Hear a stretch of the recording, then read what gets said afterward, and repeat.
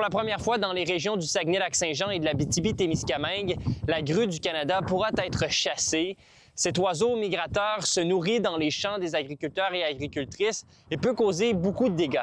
C'est pour cette raison qu'Environnement Canada a donc décidé d'intégrer une nouvelle réglementation permettant cette chasse. Ça fait plusieurs années qu'on demande au Service canadien de la faune d'avoir une possibilité de l'ouvrir parce que dans des régions comme le Lac-Saint-Jean ou l'Abitibi, il y a une population qui s'est installée assez nombreuse.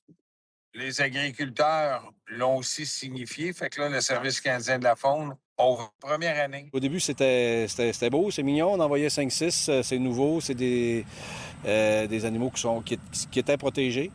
Puis là, on envoyait dans le fond. Fait que c'est le fun de quand même pouvoir participer à ça. Mais là, depuis, je dirais au moins 10 à 15 ans, là, ça peuple, là, ces belles petites bébites-là. Eux vont s'alimenter des nouvelles plantes qu'on essaie d'implanter, des racines des plantes annuelles et aussi vivaces. Mais eux, les jeunes pousses, ils raffolent de ça parce que c'est frais, c'est tendre. Puis le résultat, c'est que l'année d'ensuite, il n'y a pas de récolte dans ce qu'on a implanté.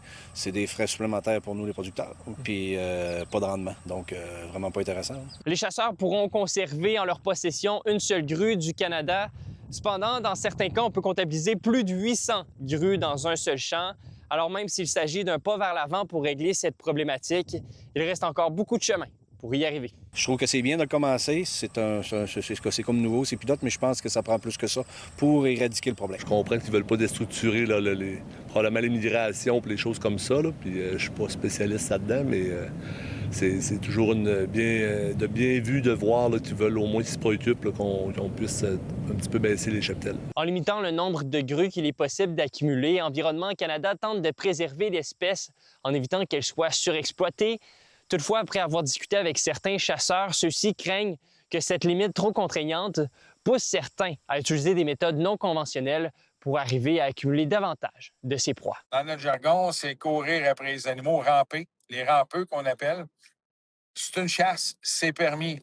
Un risque, le risque, s'il existe, je dirais aux chasseurs, faites attention, parce que si tu tues plus qu'une grue, les agents de protection de la faune là, vont être dans ces secteurs-là là, pour voir. Là.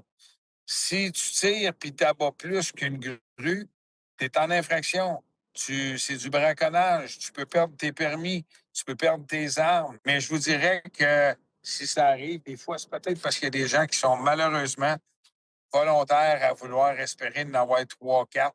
Tout chasseur doit savoir respecter la réglementation, ce que 99,999 font. À Saint-Augustin, Louis-Mathieu Corneau pour Nouveau Info.